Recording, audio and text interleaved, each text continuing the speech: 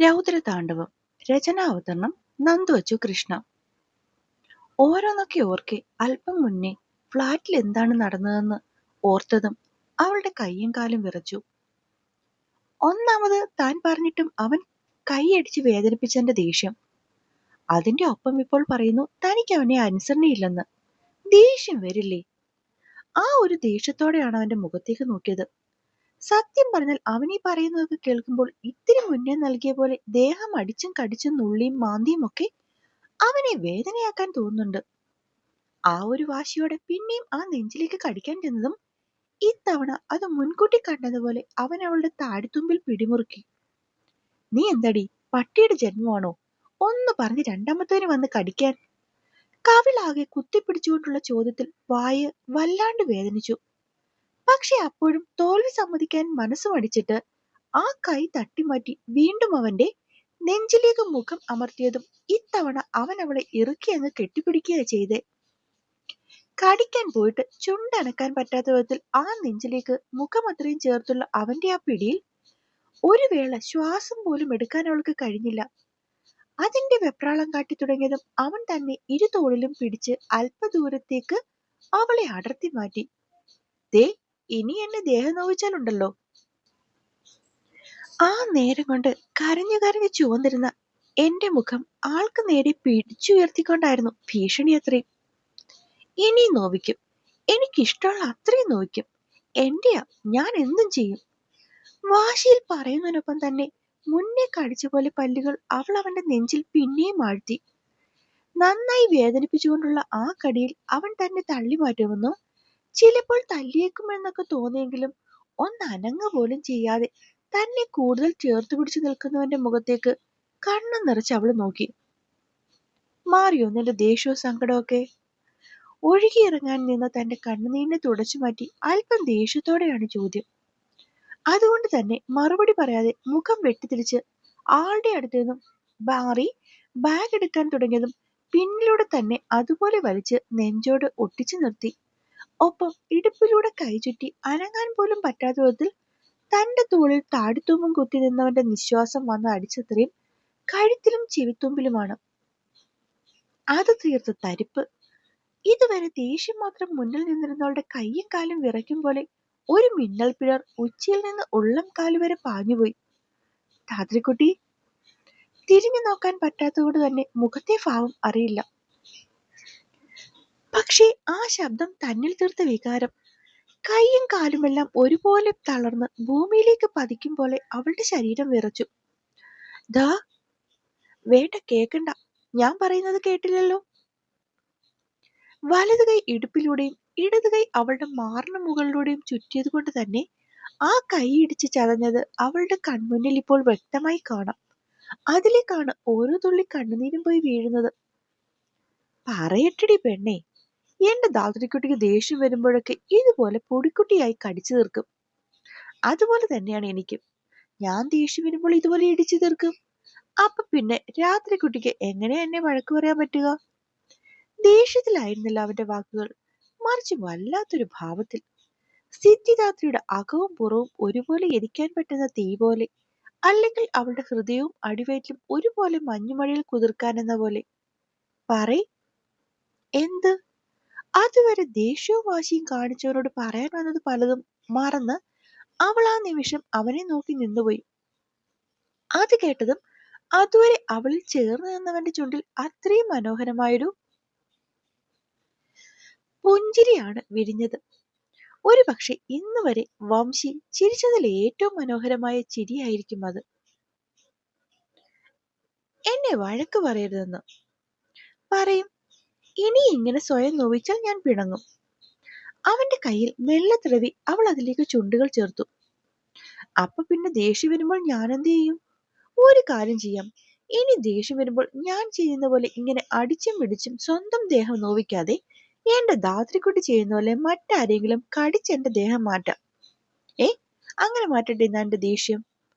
അത്രയും ആർദ്രമായി അവളുടെ കാതോരം ചുണ്ടുകൾ തൊട്ടു തൊട്ടില്ല എന്ന പോലെ അവന്റെ ശബ്ദം തീർത്ത മാധുര്യത അവളുടെ ഹൃദയതാളം തന്നെ തെറ്റിപ്പോയി. പറയേ ധാത്രിക്കുട്ടി, കടിച്ചോട്ടെ ഞാനും. ചോദിക്കുന്നതിനൊപ്പം തന്നെ കയ്യിൽ നിർത്തിക്കൊണ്ട് അവളെ തിരിച്ച് അവനിലേക്ക് അടുപ്പിച്ചു. എന്തും വേണ്ടാന്ന് തലയാട്ടുന്നതിനൊപ്പം അവന്റെ നെഞ്ചിലേക്ക് അവൾ പിന്നെയും തന്നെ ഒളിപ്പിച്ചു. ഇത്തവണ വംശിയും അവളെ അരികിലേക്ക് തന്നെ ചേർത്തു പിടിച്ചു. അല്പനേരം കഴിഞ്ഞതും സിദ്ധി തന്നെയാണ് അവനിൽ നിന്നും അകന്നു മാറിയത്. സംശയം പോലെ തന്നിലേക്ക് എത്തുന്ന കൂർത്ത കണ്ണുകളെ ഒന്ന് നോക്കി അവൾ കുറച്ചു മുന്നേ അവൻ വലിച്ചെറിഞ്ഞ പേഴ്സ് പോയി കയ്യിലേക്ക് എടുത്തു. അത് തുറന്നപ്പോൾ 500ന്റെ കുറേയധികം നോട്ടുകൾ. അത് കണ്ടപ്പോഴേ പകച്ചുപോയെങ്കിലും ഇനിയും അവനുമായി ഒരു വഴക്ക് കൂടി വയ്യാത്തത് കൊണ്ട് മാത്രം അതിൽ നിന്ന് ഒരു നോട്ട് എടുത്തു. അപ്പോഴേക്കും അവൾ ചെയ്യുന്ന എന്താണെന്ന് നോക്കിക്കൊണ്ട് നിന്നവൻ ഓടി അവൾക്കടുത്തേക്ക് ചെന്നു. എന്നിട്ട് ആ പേഴ്സ് അവളിൽ നിന്നും തട്ടിപ്പറിച്ച് അതിലെ മുഴുവൻ തുകയും കയ്യിലേക്ക് എടുത്ത് അവളുടെ ബാഗിന്റെ മുന്നിലെ ഉറയിലേക്ക് വെച്ചു. അയ്യോ, ഇത് ഒരുപാടുണ്ട്, എനിക്ക് ഇത്രയൊന്നും വേണ്ട. വേണം, ഇനി മുതൽ നിന്റെ കാര്യങ്ങളൊക്കെ നോക്കുന്നത് ഞാനാണ്. അതുകൊണ്ട് തന്നെ ആണ്ടിലും പോക്കിലും കഴിക്കുന്ന ഏതാണ്ടൊരു കുന്തമുണ്ടല്ലോ, അത് ഇഷ്ടമാണെങ്കിൽ ഇനി മുതൽ നീ എന്നും കഴിച്ചോ. കാശില്ലെന്ന് പറഞ്ഞ് മാറ്റി നിർത്തിയ കുറെ ഫ്രണ്ട്സ് ഇല്ലേ, അവരെയൊക്കെ നാളെ ക്യാൻറ്റീനിൽ വിളിച്ച് നീ ഫുഡ് വാങ്ങിക്കൊടുക്ക്. ഫുഡ് മാത്രമാക്കണ്ട, അവറ്റകൾ എന്ത് ചോദിച്ചാലും വാങ്ങിക്കൊടുത്തേരെ. നിന്നെ ഒറ്റപ്പെടുത്തിയത് ആലോചിച്ച് അവർക്കെല്ലാം സങ്കടം വരുന്ന പോലെ ഒരു ട്രീറ്റ് വേണം നീ കൊടുക്കാൻ. എന്നിട്ട് നാളേക്ക് ശേഷം അവരിൽ ആരെങ്കിലും നിന്നോട് കൂട്ടുകൂടാൻ വരികയാണെങ്കിൽ അവരെ നീ നിന്റെ പരിസരത്ത് പോലും അടുപ്പിച്ചേക്കരുത്. ബാഗ് അടച്ച് അവളുടെ കയ്യിലേക്ക് കൊടുക്കുന്നതിനൊപ്പം അവൻ ഒറ്റ വായിൽ അത്രയും പറഞ്ഞു തീർത്തു. അവന്റെ ചടുലമായ വർത്തമാനത്തിൽ അവൾ ഞെട്ടിയെങ്കിലും 1-2 തവണ കൂടി അവനോട് കാശ് വേണ്ടെന്ന് പറഞ്ഞതിന് അവസാനം ചെറുക്കൻ ദേഷ്യപ്പെട്ടാണ് അവളുടെ കയ്യിൽ ബാഗ് നൽകിയത്. ഇനിയൊന്നും അവനിൽ നിന്ന് കേൾക്കാൻ വയ്യ എന്നപോലെ ബാഗ് വാങ്ങി ഇറങ്ങാൻ തുടങ്ങുമ്പോഴാണ് അടുത്ത പ്രശ്നം. താൻ പോകേണ്ട പോലും. അപ്പോഴേതോ അർജന്റ് കോൺഫറൻസ് ഉള്ള കാരണം വിജയന് തന്നെ കൊണ്ടുവിടാൻ പറ്റാത്തതുകൊണ്ട് രാത്രിയിൽ അവനൊപ്പം വീട്ടിൽ പോയാൽ മതിയെന്ന്. പിന്നെ പറയണോ? അങ്ങനെ എന്തൊക്കെയോ ഒരുപാട് പറഞ്ഞ് കാല് പിടിച്ചാണ് പോകാനുള്ള സമ്മതം തന്നത്. അവസാനം ആ ദേഷ്യം തീർത്തത് തന്റെ ഷോൾഡറിൽ നിന്നും ഡ്രസ് അല്പം വലിച്ചു നീക്കി അവിടെ അമർത്തി കടിച്ചാണ്. എരിവ് വലിച്ച് വേദന കടിച്ചമർത്തി നിൽക്കുമ്പോൾ പലവട്ടം അവിടെ അമരുന്ന ചുണ്ടുകൾ വേദനയെ വളരെ പെട്ടെന്ന് തന്നെ പ്രണയമാക്കി മാറ്റി. അടുത്ത പ്രശ്നമായിരുന്നു ഓട്ടോ. സെക്യൂരിറ്റി ചേട്ടൻ നേരിട്ടറിയുന്ന ആരോഗ്യമാണ് വിളിച്ചതെന്ന് പറഞ്ഞിട്ട് പോലും ലാപ്പും കയ്യിലെടുത്ത് താഴെ വന്ന് അയാളുടെ ഫുൾ ഡീറ്റെയിൽസും ഫോട്ടോയും ആധാർ കാർഡിന്റെ നമ്പർ വരെ ഫോട്ടോ എടുപ്പിച്ചു വെച്ചിട്ടാണ് തന്നെ അതിൽ കയറ്റി വിട്ടത്. ആ നിമിഷങ്ങളിലൊക്കെ ധാത്രി അറിയുകയായിരുന്നു വംശിയെ. ആ വരവിൽ വന്ന വെളുപ്പിൽ അല്പം താമസിച്ചാണ് ഇപ്പൊ ഈ വഴക്കത്രയും താൻ കേൾക്കുന്നത്. പക്ഷെ എന്തു പറഞ്ഞിട്ടും കാര്യമില്ല. ഇത് വംശിയാണ്. വംശി ഇങ്ങനെയാണ്. ഇന്ന് അങ്ങനെയൊക്കെ അവിടെ നടന്നെങ്കിലും ആള് തന്നോട് ഇഷ്ടമാണെന്ന് ഈ നിമിഷം വരെ പറഞ്ഞിട്ടില്ല താനും. പക്ഷെ അറിയാം, ധാത്രിക്ക് വംശിയോട് പ്രണയമാണെങ്കിൽ വംശിക്ക് പക്ഷെ ധാത്രി ഒരു വല്ലാത്ത ഭ്രാന്താണെന്ന്. ഇന്നിനി കാക്ക വല്ലതും മലന്നു മറക്കുന്നുണ്ടോന്ന് നോക്കിയേ കല്യാണിയമ്മേ. എന്തായാലും ഒന്ന് നോക്കിയരെ. ഉച്ചത്തിൽ കളിയാക്കി ചിരിക്കുന്ന ദേവമ്മയുടെ ശബ്ദത്തിനൊപ്പം അമ്മമ്മയുടെയും വിലാസിനിയമ്മയുടെയും ഒക്കെ ശബ്ദം കേൾക്കാമായിരുന്നു. പക്ഷെ തല ഉയർത്തി നോക്കാൻ പോയില്ല.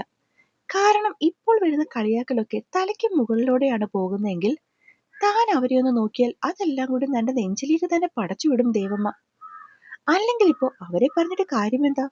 മണിക്കൂർ സൂചി ക്ലോക്കിൽ 9 തൊടുന്നതിന് മുന്നേ അതുവരെ പഠിച്ചുകൊണ്ടിരിക്കുന്ന പോലെ കാട്ടിക്കൂട്ടിയ പ്രഹസനങ്ങളെല്ലാം ഒറ്റ നിമിഷം കൊണ്ട് പൂട്ടിക്കെട്ടി ടേബിളിൽ നിന്നും എഴുന്നേറ്റ് പോകുന്ന താൻ ഇന്ന് 10 മണി കഴിഞ്ഞിട്ടും പുസ്തകം തുറന്നു വെച്ചുകൊണ്ട് ഇത്രയും ഉത്തരവാദിത്തോടെ പഠിക്കുന്നത് കണ്ടാൽ അവർ പറയില്ലേ, ഒരു നെടുവീർപ്പോടെ മനസ്സിലുയർന്നു വന്ന ചിന്തകളെ അത്ര അടക്കി അതിനെ അടക്കി നിർത്തി അവൾ കുനിഞ്ഞു തന്നെയിരുന്നു. പ്രതിരോധിക്കാൻ പോയാലും പിണങ്ങാൻ പോയാലും തന്റെ കാര്യത്തിൽ തീരുമാനമാകും.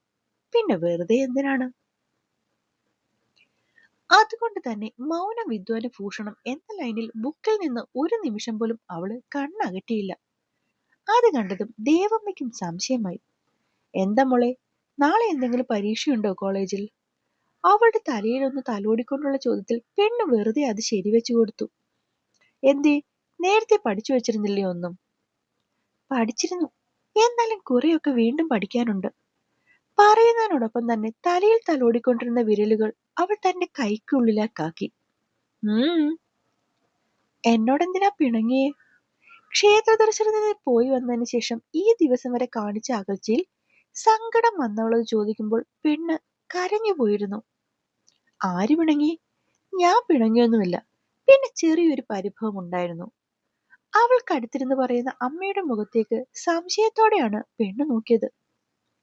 നിനക്ക് ഇത്രയും വയ്യാതിരുന്നിട്ടും നീയോ അവനോ എന്നെ വിളിച്ചു പറഞ്ഞില്ല. അതുപോട്ടെ, അവനെക്കള നിനക്കെങ്കിലും എന്നോട് പറയാൻ പാടില്ലായിരുന്നോ? ആ ചോദ്യത്തിൽ അവളുടെ തല താഴ്ന്നു.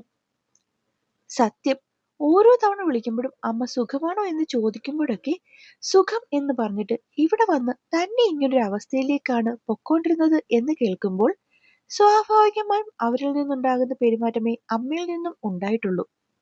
പക്ഷേ ആ അകൽച്ച തന്നിലുണ്ടാക്കിയ സങ്കടം അവളുടെ മിഴികൾ പിന്നെയും നിറഞ്ഞൊഴുകി. അത് പിന്നെ ഏട്ടൻ പറഞ്ഞിട്ടാ. ഇത്തവണ അവരുടെ കണ്ണുകളാണ് കൂർത്തുപോയത്. നാളുകൾക്ക് ശേഷം അമ്മ ഒരുപാട് ആഗ്രഹത്തോടെ പോയതല്ലേ, അതുകൊണ്ട് പറയണ്ട എന്ന് പറഞ്ഞപ്പോൾ ആര്? വിച്ചുവോ?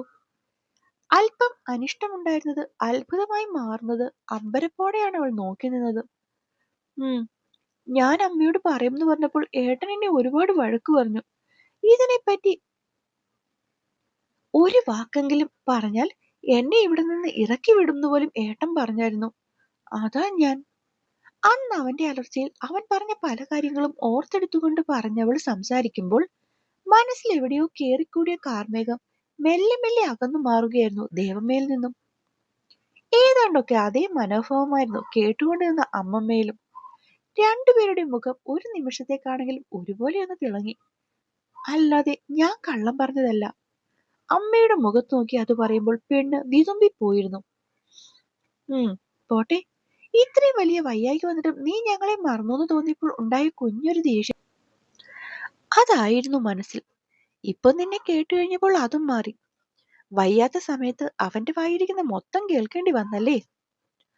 അയ്യോ, ഓർമ്മിപ്പിക്കല്ലേ അമ്മേ. രണ്ടു കൈയും തലയ്ക്ക് മുകളിലേക്ക് കൂപ്പിക്കൊണ്ട് അവൾ പറഞ്ഞതും ദേവമ്മയും ചിരിച്ചുപോയി. എന്നാ മോളിരുന്ന് പഠിക്ക്, ഞാൻ ഹോളിൽ കാണും. അല്ലെങ്കിൽ ഒരു കാര്യം ചെയ്യ്, അമ്മയ്ക്കൊപ്പം ഹോളിൽ വന്നിരുന്ന് പഠിച്ചോ. കേൾക്കേണ്ട താമസം അവൾ അവിടെ നിരത്തിവെച്ചിരുന്ന സകല പുസ്തകവും എടുത്തുകൊണ്ട് ദേവമ്മയ്ക്കൊപ്പം പോകാനായി എഴുന്നേറ്റു. ഇന്ന് രാത്രിയും ചെക്കൻ വരുമോന്നറിയില്ല, എന്നാലും കാത്തിരിക്കാതെ നിവർത്തിയില്ലല്ലോ. വല്ലാത്തൊരു നെടുവീർപ്പോടെ പറയുന്നവരെ സങ്കടത്തോടെ നോക്കി അവൾ ഒപ്പം പോയെങ്കിലും ഇന്ന് എന്തായാലും അമ്മയുടെ മോൻ വരുമെന്നുള്ള കാര്യം പറയണമെന്ന് അവൾക്ക് തോന്നി. പക്ഷേ താൻ എങ്ങനെ അറിഞ്ഞു എന്നൊരു ചോദ്യം വന്നാൽ, വേണ്ട, വരുമ്പോൾ കണ്ടോട്ടെ. മനസ്സിൽ ചിന്തിച്ചുകൊണ്ട് അവളും ഒപ്പം പോയിരുന്നു. സമയം ഇത്രയും പയ്യാണ് പോകുന്നതെന്ന് അന്നാണ് അവൾക്ക് മനസ്സിലായത്. ഏകദേശം ഒരു 12 മണിയൊക്കെ കഴിഞ്ഞപ്പോൾ അവൾ ഉറങ്ങിത്തൂങ്ങി വീണു.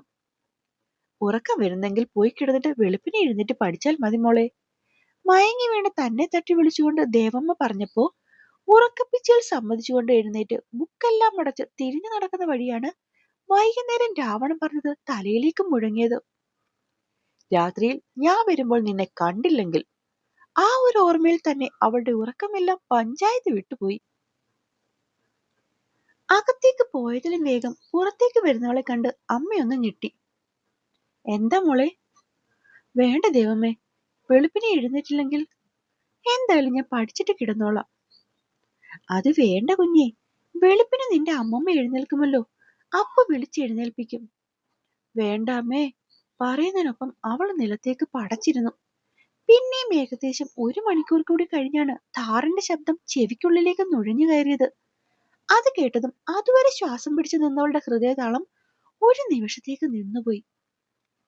അപ്പോ എന്നെ കേൾക്കുകയും വായിക്കുകയും ചെയ്യുന്ന എന്റെ കൂട്ടുകാർക്ക് കഥ ഇഷ്ടമാവുന്നുണ്ടെങ്കിൽ സബ്സ്ക്രൈബ് ചെയ്ത് സപ്പോർട്ട് ചെയ്യാൻ മറക്കല്ലേ. നന്ദി.